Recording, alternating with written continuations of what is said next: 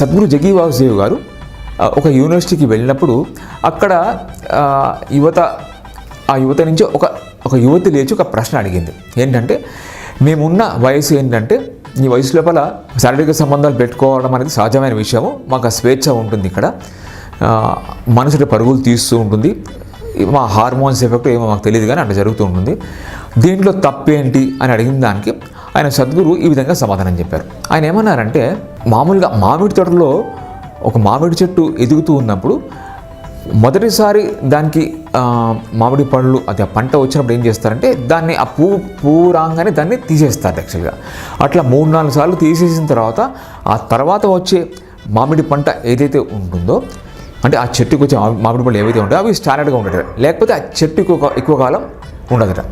వెంటనే పంట కోసేస్తే ఆ చెట్టు ఎక్కువ కాలం మనదట.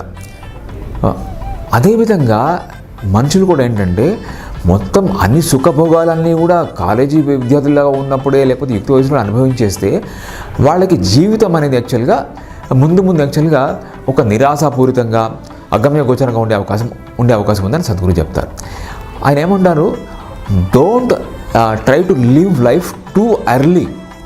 ప్రతిదానికి ఒక సమయం ఉంటుంది, లేకపోతే మన భావుకంగా మానసికంగా చాలా దెబ్బలు తినవలసి వస్తుంది, ఫ్యూచర్లో మన జీవితం అనేది ఒక పరిపూర్ణంగా ఉండే అవకాశం ఉండదు అని చెప్పి ఆయన చెప్పారన్నమాట. కాబట్టి యువకులు వాళ్ళ లక్ష్యాలు ఏవైతే ఉన్నాయో వాటి మీద దృష్టి కేంద్రీకరించాలని చెప్పి ఆయన సలహా ఇచ్చారు. ఒక ముఖ్యమైన విషయం ఏంటంటే, ఈ యుక్త వయసు అనేది అంటే యూత్ ఏజ్ అనేది జీవితంలో ఒక స్టేజ్ మాత్రమే. అది సర్వస్వం కాదు కదా, అందరు అదే స్టేజ్లో ఎప్పటికీ ఉంటారు కదా, అది ఒక జీవితంలో ఒక స్టేజ్ మాత్రమే.